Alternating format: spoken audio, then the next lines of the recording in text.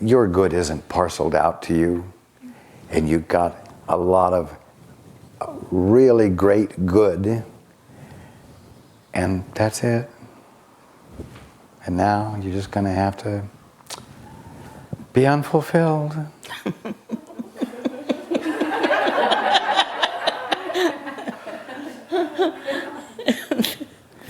God's gift of Himself to you as your life is a constant gift of all that God is, with nothing of what He is withheld.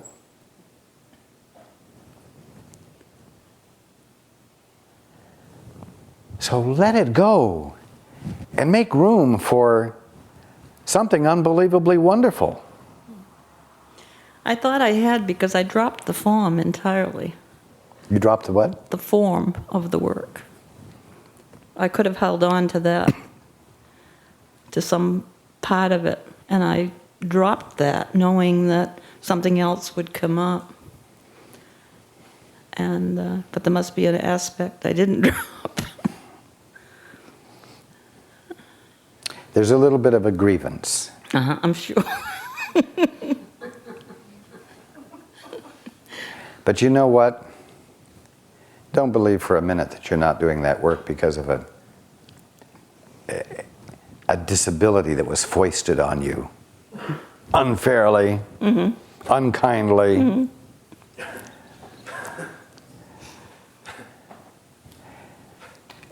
You couldn't be through with what you were doing if it wasn't finished identifying fulfillment for you. Yes. So nothing unjust has happened, except it's just not what you wanted. So when are you going to say yes to God? Right now. Good. The other question that I have is probably as deep in me as that one. You talk about listening and for guidance. And my mother spent most of her adult life in a state mental hospital because of schizophrenia. And I think that I have a deep-seated fear of that. And I know... And so the last thing you want to do is hear voices. Exactly.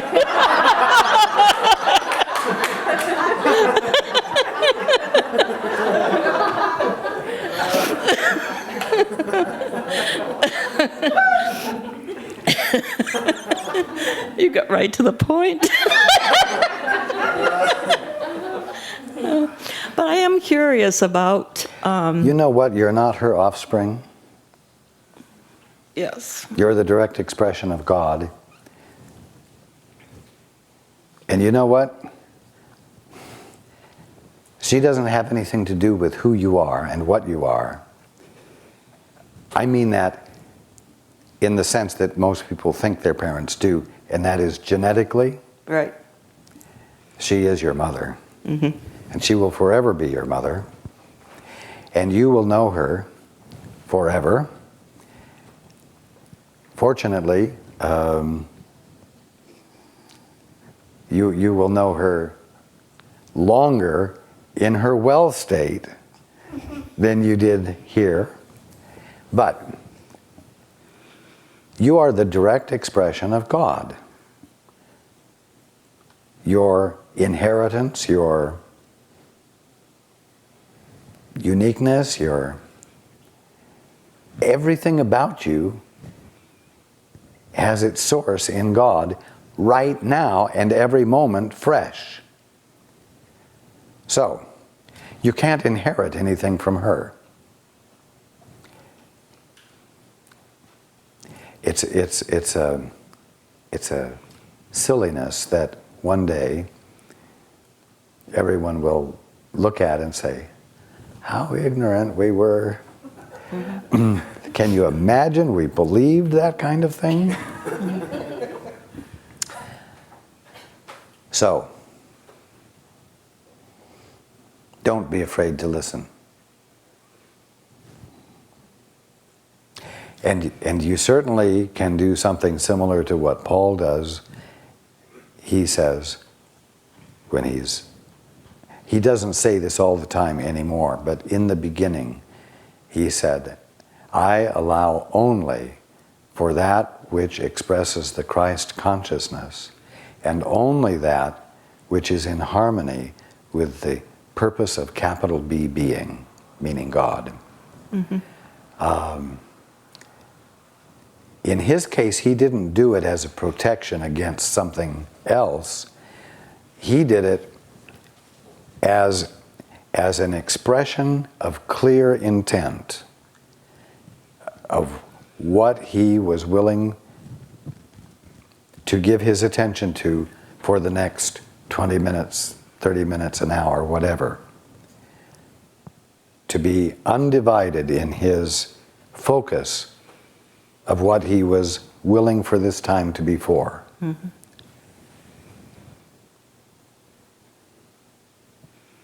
And if you want to say something of that sort, do it, to set your intent. But I will tell you something else.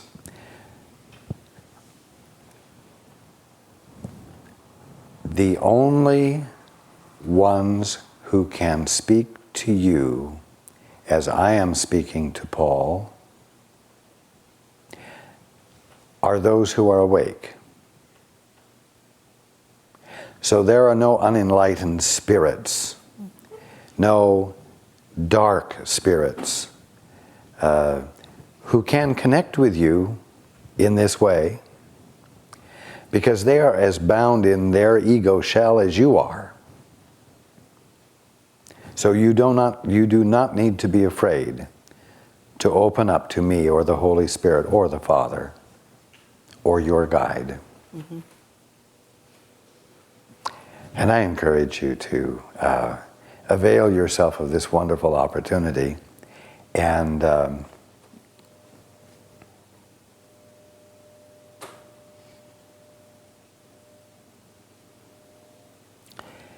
realize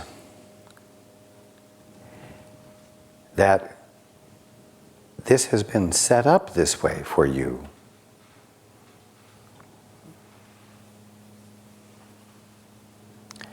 The moment you fell asleep, so to speak,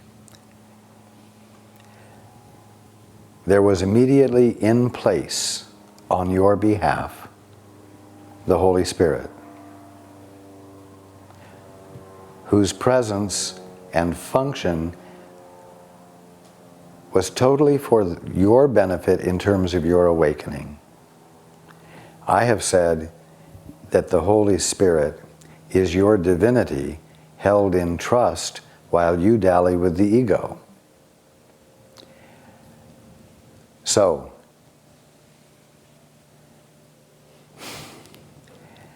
there was no way for you to move into the realm of imagination, giving it precedence over reality, without, at the very same moment, the means of your returning home being put into place. So, don't let this irrational fear block you from accessing the means that was put into place, so you might return home somewhat gracefully. On an impersonal level, I've heard people ask that same question of me, though, not personally, but, being afraid. Here the schizophrenic does hear voices. Yes, but that is imagination. It's not real. Okay. There's a difference? There is a difference. Thank you. Thank you. You're welcome.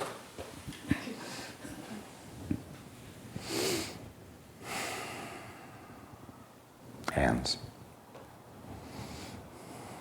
Right here.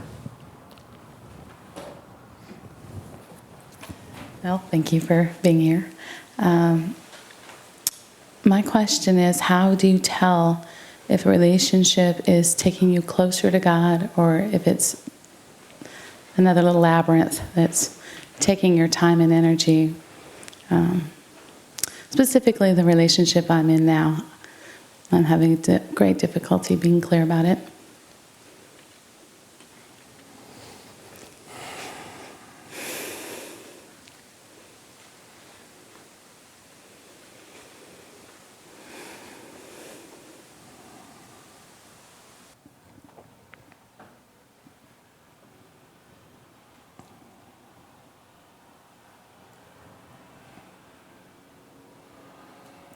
You know if it is nurturing the best in you.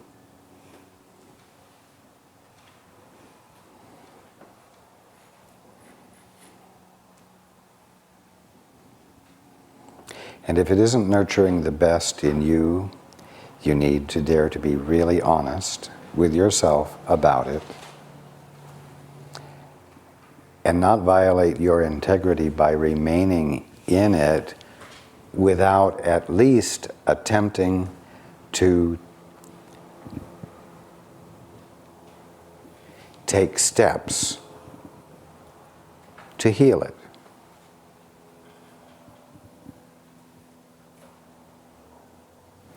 And if your partner is unwilling to do what it takes, then in all of your integrity, you must say, I cannot continue.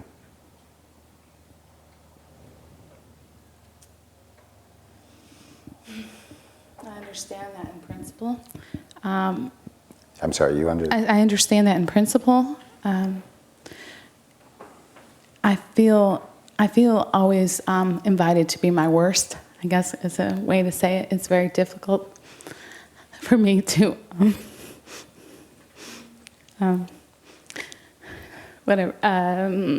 be who I know I can be.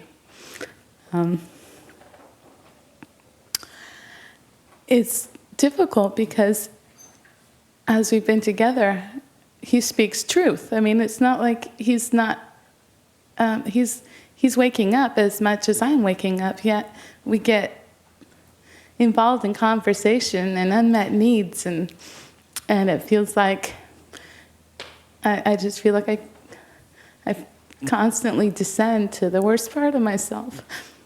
And I can't blame him because that's in me, but...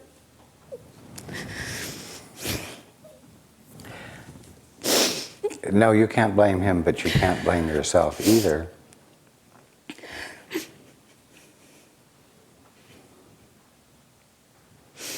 But you've got to recognize that it takes two of you together to create this environment and this response. And he is not doing what is relieving you of this response. That is true.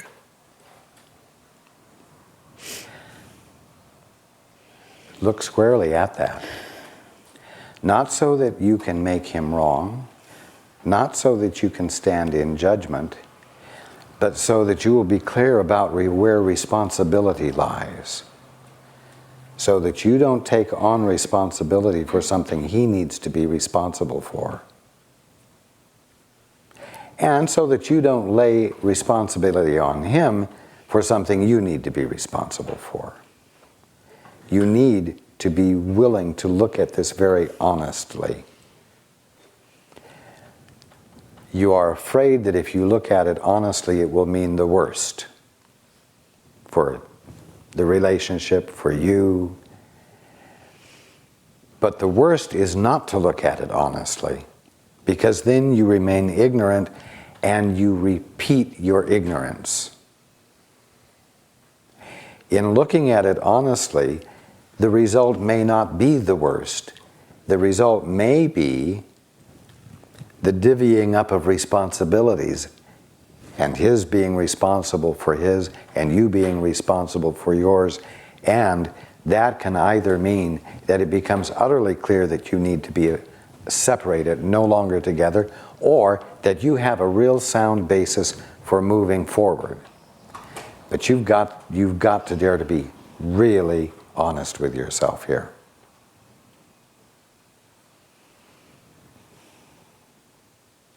Now, I'm going to ask, are you contributing to the relationship that which nurtures the very best in him?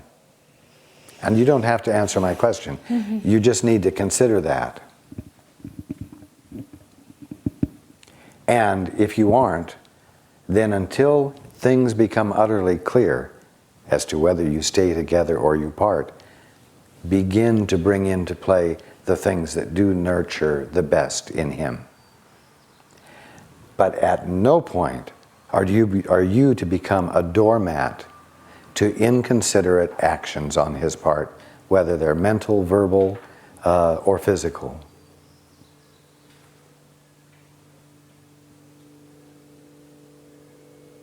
And, as I said earlier, don't play into this feminine syndrome of if I can love him perfectly enough, he will change. Because women who do that end up being abused and suffering the abuse with some pride because they're engaged in a holy work. And this is unintelligent.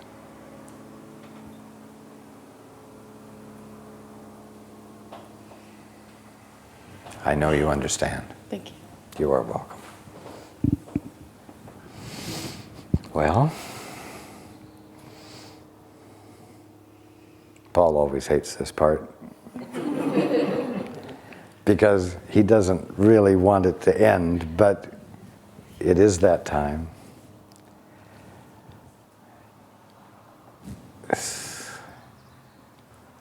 Must be over.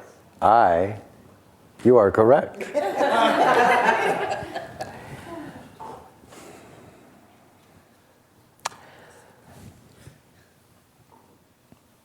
You might think that those who are awake do not have feelings, that we're always in a state of perfect equilibrium, perfect peace, no joy, no love. You know what I mean. Shall I say no passion? Passion is usually considered to be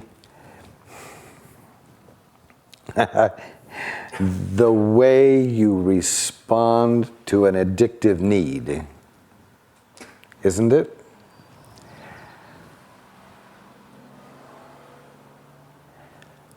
But I will tell you something. Being, ultimately speaking, being is infinitely meaningful. And so I can say, I love you. And I'm not just saying some spiritual words. I love you. And when I love you, it's power-packed. And when I say, I have enjoyed being with you, I'm not just being socially correct. I'm telling you the truth. And it has been a joyous experience this weekend. And I want you to know that.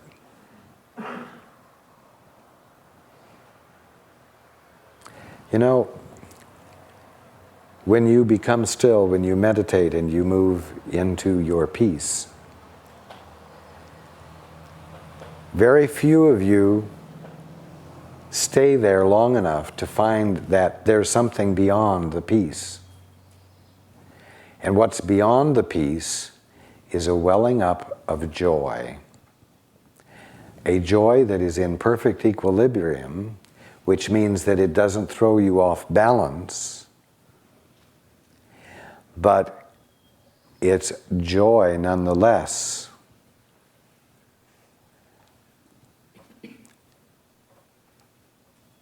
That causes you to feel incredibly happy, again, without losing your balance to it.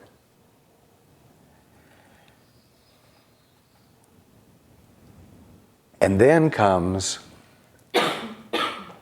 what you would call an expanded experience of love, a fuller experience of what it is and what it means.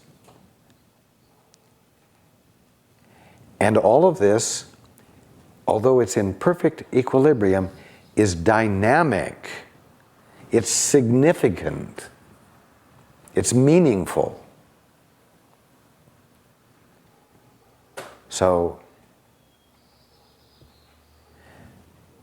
don't think that the state of being fully enlightened and fully awake is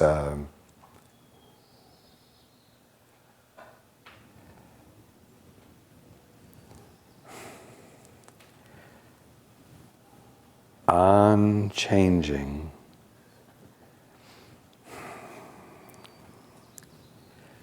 unvarying love, peace, joy. The words don't even make sense. Meaningfulness will not be bland. It's just that the fullness of being won't upset you, won't unsettle you, won't throw you out of balance. That's why as you move into the fuller experience of them, the first one you come to is peace. Because accessing the rest of them after you have moved into your peace allows the fuller experience of them to not unsettle you.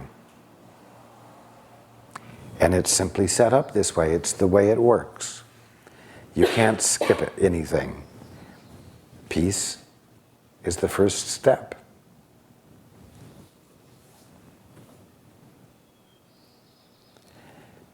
What joy there is when any one of you wakes up. You might say what joy there is in heaven. What joy there is that all of us who are awake experience. So, I have enjoyed being with you. Thank you for being here. Thank you for letting me be with you, as I've said before, with you knowing that I'm being with you. Okay. Thank you.